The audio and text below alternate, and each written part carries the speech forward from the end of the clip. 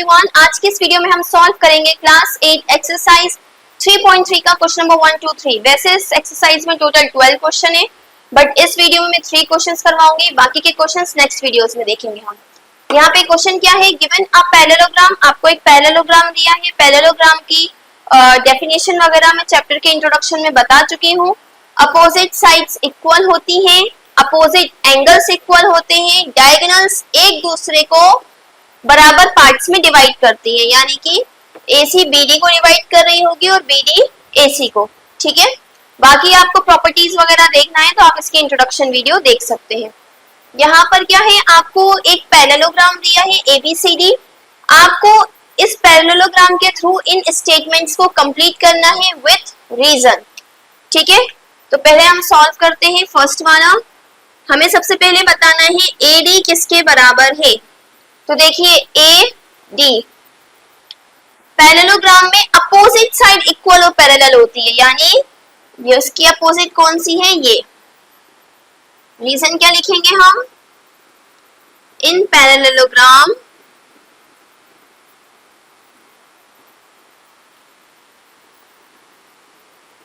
opposite sides are equal and parallel। Parallel लिखना इतना जरूरी नहीं है क्योंकि हमें सिर्फ इक्वल बताना था। ठीक है, आंसर नंबर 2 पे जाते हैं। एंगल DCB, DCB यानी यहाँ पे D से स्टार्ट हो रहा है, C पे बन रहा है, B पे एंड, यानी ये एंगल किसके बराबर होगा, इसके सामने वाले एंगल के, यानी DAB। ध्यान रखिएगा, जिस पे एंगल बनता है, जहां पे एंगल बन रहा है, वो जो अल्फाबेट होता है वो हमेशा बीच में आता है। रीजन, पैरेललोग्राम में अपोजिट एंगल्स जो होते हैं वो बराबर होते हैं, अपोजिट साइड्स अपोजिट एंगल्स बराबर होते हैं। ठीक है, opposite angles are equal. Next पे आते हैं OC।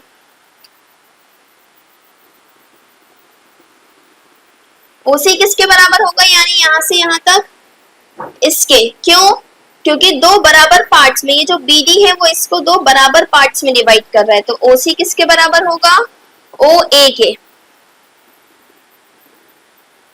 Reason, diagonals of parallelogram bisect each other. Bisect का मतलब दो बराबर पार्ट्स में डिवाइड करना।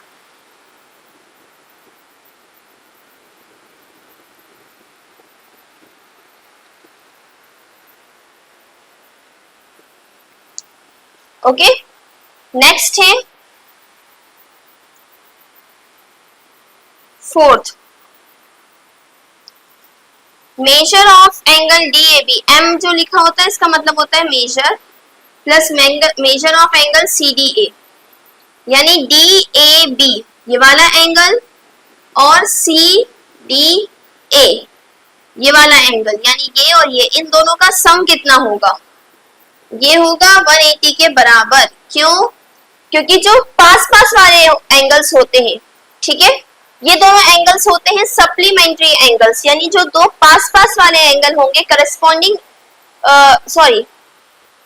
जो पास पास वाले एंगल्स होंगे इनका सम हमेशा 180 होगा, इसको हम सप्लीमेंट्री एंगल्स कहते हैं। और अगर 90 आ रहा हो तो कॉम्प्लीमेंट्री एंगल्स। तो हम क्या लिखेंगे इसमें, इन पैरेललोग्राम एडजेसेंट, एडजेसेंट एंगल मतलब पास पास वाले एंगल्स आर सप्लीमेंट्री एंगल्स, यानी जो भी पास पास के एंगल्स हैं वो आपस में मिलके 180 डिग्री बनेंगे। ठीक है, जैसे ये और ये 180 डिग्री होगा, ये और ये 180 डिग्री होगा, ये और ये 180 डिग्री होगा। ठीक है, तो ये हमारा फर्स्ट क्वेश्चन यहाँ कंप्लीट होता है। इसके बाद मूव ऑन करते हैं क्वेश्चन नंबर 2 पे। Moving on to question number 2। Question number 2 में हमें क्या करना है, पैरेललोग्राम दिया है आपको, उसमें आपको x, y और z की वैल्यूज फाइंड करना है। ठीक है, तो देखिए कैसे करेंगे। सबसे पहले तो ये वाला एंगल हमें 100 दिया है, ये x, y और z हमें निकालना है। तो देखिए हमने जो फर्स्ट क्वेश्चन में देखा था कि जो पास पास वाले एंगल्स होते हैं, एडजेसेंट एंगल का सम कितना होता है 180, सप्लीमेंट्री एंगल्स होते हैं, तो इसी प्रॉपर्टी का हम यूज करेंगे। इसको मैं नाम दे देती हूँ A B C D. Okay, in parallelogram A B C D x plus 100 कितना होना चाहिए 180 डिग्री।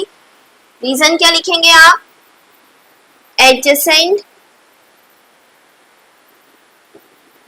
एंगल्स ऑफ पैरेललोग्राम, आप पूरा लिखेगा, मैंने शॉर्ट में लिखा है, आर सप्लीमेंट्री। ठीक है,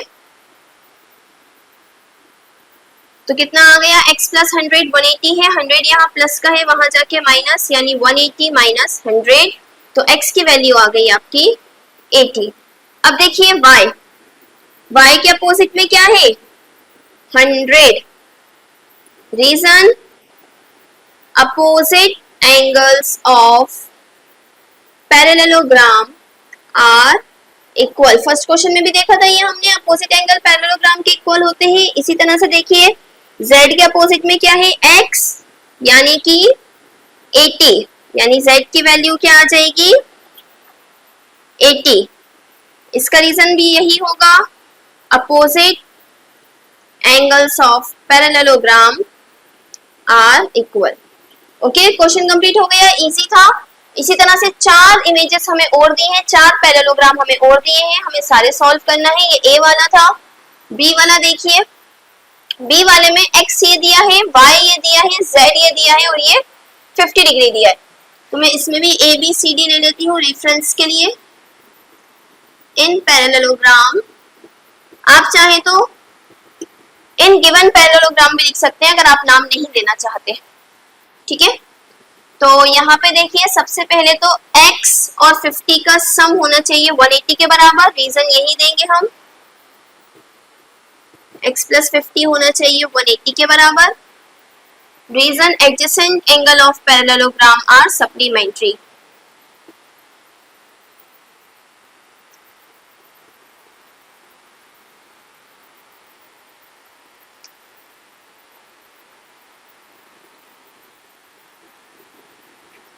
ठीक है, तो 50 यहाँ प्लस का है, वहां जाके minus.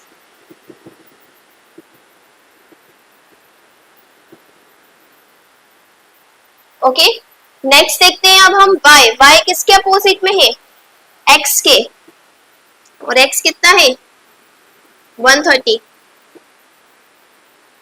Reason, opposite angles of parallelogram are equal. Third हमें क्या निकालना है z थोड़ा सा अलग है, यहाँ पे z जो है वो भी x के बराबर होगा।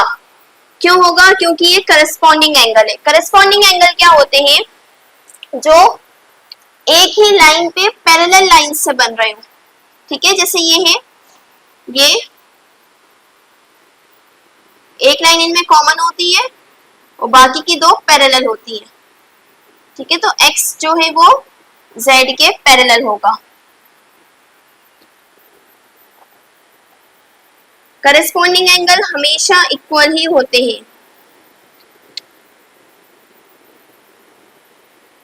Always equal. तो ये क्या आ गया z, यानी कि z आ गया, x कितना है 130। ठीक है, यानी कि x y z तीनों ही इसमें 130 आ रहा है। चलिए सेकंड क्वेश्चन का COD देखते हैं हम। यहाँ पर क्या है, ये आपको एक पैरेललोग्राम दिया है, ABCD नहीं दिया था। ठीक है, तो हम क्या करेंगे, इन गिवन पैरेललोग्राम, ठीक है, x y z ही निकालना है। तो ये है 80, x कैसे निकालेंगे, जो हम इतनी टाइम से करते हुए आ रहे हैं, x प्लस 80 कितना होना चाहिए 180 के बराबर। Adjacent angles of parallelogram are supplementary.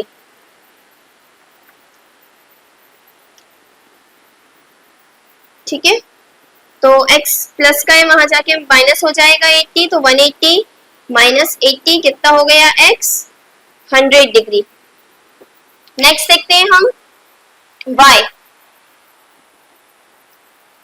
y किसके अपोजिट में है 80, तो y 80 के बराबर होगा। Opposite angles of parallelogram are equal. Next z, z किसके बराबर होगा, तो देखिए एक लाइन सेम है और बाकी दो लाइंस पैरेलल हैं, तो ये क्या होगा करस्पॉन्डिंग एंगल। करस्पॉन्डिंग एंगल हमेशा बराबर होते हैं, corresponding angles are always equal. Okay, x y side निकल गया इसका। इसी तरह से जल्दी से इसका एक्स वाई साइड निकालते हैं। यहाँ पे देखिए ये 30 दिया है, ये x है, ये y है। हम सबसे पहले, और z यहाँ पर है, हम सबसे पहले x निकालेंगे। कैसे निकाल सकते हैं हम x, इसकी मदद से। जब भी दो लाइन आपस में क्रॉस हो रही हो, ऐसे में या कैसे में भी, तो इनके जो अपोजिट एंगल्स होते हैं ना, ये बराबर होते हैं। यानी यहाँ वाला एंगल इसके बराबर और ये वाला एंगल इसके बराबर, ये वाला इसके बराबर और ये वाला इसके बराबर। ठीक है, इसको हम कहते हैं वर्टिकली अपोजिट एंगल। ठीक है, जैसे इन्हें करस्पॉन्डिंग एंगल कहते हैं, इन्हें कहते हैं वर्टिकली अपोजिट एंगल। ये हमेशा बराबर होते हैं। तो x को हम लिखेंगे इन गिवन पैरेललोग्राम, x होगा 90 डिग्री। क्यों, यहाँ पे स्क्वायर बना हुआ दिख रहा है आपको छोटा सा, इसका मतलब होता है कि ये एंगल 90 डिग्री का है। ये 90 है तो x भी 90 होगा। रीजन लिखेंगे हम vertically opposite angle are always equal. जैसे वर्टिकली अपोजिट एंगल लिख के भी आप छोड़ सकते हैं। ठीक है, नेक्स्ट अब हमें निकालना है y। तो देखिए एक ट्रायंगल बन रहा है, तो x प्लस y प्लस 30 होगा 180 के बराबर। क्यों, क्योंकि ये एक ट्रायंगल बन रहा है और ट्रायंगल के तीनों एंगल का सम होता है 180 degree. x, y 30 degree are angles of a triangle. ठीक है, तो x तो हमें दिया है 90, y हमें निकालना है। ये हो गया 30, ये हो गया 180। 90 और 30 कितना हो गया 120। 120 या प्लस का है, वहां जाके माइनस 180 माइनस 120, तो y आ गया आपका 60। अब बचा सिर्फ z निकालना। तो देखिए पैरेललोग्राम की ये साइड और ये साइड बराबर होगी और बीच में एक कॉमन साइड है, दिख रहा है ये एंगल्स ऐसा z बनता हुआ दिख रहा है। ये क्या है, इंटीरियर ऑल्टरनेट एंगल्स। ठीक है, तो यहाँ पे देखिए ये इंटीरियर ऑल्टरनेट एंगल्स हैं। जब भी z बनता है इस तरह से, तो इन्हें हम ऑल्टरनेट एंगल्स कहते हैं। अंदर की तरफ है तो इंटीरियर और बाहर की तरफ वाला होता है तो एक्सटीरियर। तो z बराबर होगा y, यानी z बराबर कितना होगा 60। रीजन क्या डालेंगे आप, इंटीरियर ऑल्टरनेट एंगल्स।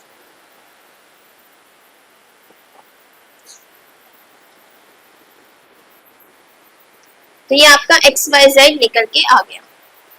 अब आते हैं लास्ट वाले डायग्राम पे, क्वेश्चन नंबर 2 के। यहाँ पर देखिए ये एंगल दिया है 112 और ये x हमें निकालना है। यहाँ पे ध्यान रखिएगा x ये पूरा नहीं है, x नीचे से सिर्फ यहाँ तक है और यहाँ से यहाँ तक 40 है। ठीक है, तो हमें पता है इन दोनों का सम कितना होगा 180 in given parallelogram is 112 plus x plus 40 कितना होगा 180। 112 plus 40 152 plus x is equal to 180। 152 यहाँ प्लस का है, वहां जाके हो जाएगा माइनस, तो ये होगा 180 minus 152। x is equal to 28 degree. Okay, x की वैल्यू आ गई 28 डिग्री। तो देखिए z क्या बना रहा है यहाँ पे, देखिए यहाँ पे z बन रहा है। जहां भी z बनता है वो क्या होते हैं, इंटीरियर ऑल्टरनेट एंगल्स, और वो बराबर होते हैं। तो z बराबर है x के, रीजन आ जाएगा इंटीरियर ऑल्टरनेट एंगल्स, यानी Z आ गया आपका 28 था तो ये भी आ गया 28 डिग्रीज। अब बचा Y, तो Y किसके बराबर होगा 112 के। Reason opposite angles of parallelogram are equal. इसी के साथ सेकंड क्वेश्चन कंप्लीट होता है। Moving on to question number 3, moving on to last question of this video, question number 3। इसमें हमें क्या दिया है, कुछ डेटा दिया है, उसे हमें देख के बताना है कि क्या ये पैरेललोग्राम हो सकता है और या फिर नहीं हो सकता। तो क्वाड्रिलेटरल का नाम है ABCD, एक क्वाड्रिलेटरल है, मान लीजिए ये, ठीक है, ABCD। अब ये क्या ये पैरेललोग्राम हो सकता है इफ, पहली कंडीशन है एंगल D और एंगल B, यानी इस एंगल और इस एंगल का सम 180 डिग्री हो। तो देखिए किसी भी क्वाड्रिलेटरल को अगर आपको एंगल के थ्रू पैरेललोग्राम प्रूफ करना है तो दो कंडीशंस होती हैं। पहला, अपोजिट एंगल्स इक्वल होना चाहिए। तो देखिए यहाँ पर अपोजिट एंगल का सम तो 180 डिग्री दिया है, सॉरी ये सम है, लेकिन कहीं भी ये नहीं दिया कि एंगल D और B बराबर है। हो सकता है D जो है वो 30 हो और एंगल B 150 हो, या ये 120 हो ये 60 हो, तो अपोजिट एंगल्स बराबर नहीं हो रहे उस कंडीशन में, ठीक है। ये भी हो सकता है दोनों 90-90 हो, तब भी 180 होगा, लेकिन ये हो भी सकता है और नहीं भी हो सकता। दूसरी कंडीशन क्या है, एडजेसेंट एंगल्स का सम 180 डिग्री होना चाहिए। अब या तो हमें यहाँ का कुछ मेजरमेंट दिया होता, नहीं दिया। सेकंड कंडीशन, अगर वही हमें D पता होता तो भी हम ऑब्जर्व कर लेते सम ऑफ ऑल एंगल्स के थ्रू या किसी तरीके से, लेकिन यहाँ पर हमें कोई इंफॉर्मेशन नहीं है। तो ABCD में भी आप पैरेललोग्राम हो भी सकता है और may be not a parallelogram हो भी सकता है और नहीं भी हो सकता, ठीक है। For ABCD to be a parallelogram, अगर ABCD पैरेललोग्राम है तो फॉलोइंग कंडीशंस जो है वो पूरी होनी चाहिए।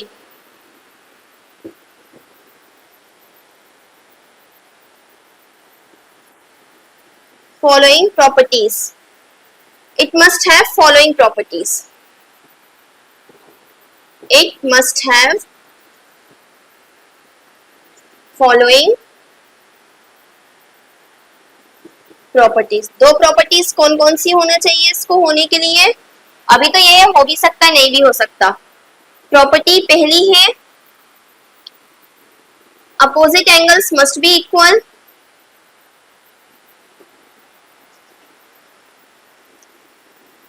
और दूसरा है sum of adjacent angles must be 180 degree, ठीक है। सेकेंड वाला देखते हैं हम। सेकेंड वाला क्या कहा है हमसे, AB और DC, यानी AB और DC 8 सेंटीमीटर दिया है, BC 4.4 दिया है और AD 4 सेंटीमीटर दिया है। तो क्या ये पैरेललोग्राम होगा? साइड्स में अगर देखें पैरेललोग्राम की प्रॉपर्टी क्या होती है, अपोजिट साइड्स आर इक्वल। तो ये दोनों तो इक्वल है पर ये दोनों इक्वल नहीं है, ये 4.4 है और ये 4 है। तो हम क्या लिखेंगे, AD is not equal to BC for ABCD to be a parallelogram, opposite sides must be equal, ठीक है।